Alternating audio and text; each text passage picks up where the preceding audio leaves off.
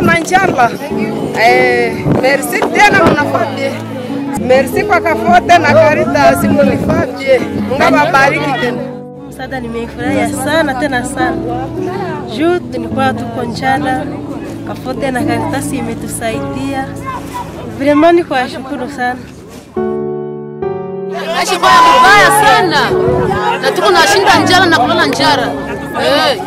Sasa hii msaada mimi naifurahia. Juu tumepata chakula na mafuta, market tutakula tutashiba na watoto wote. Merci kwa Kafote na Caritas.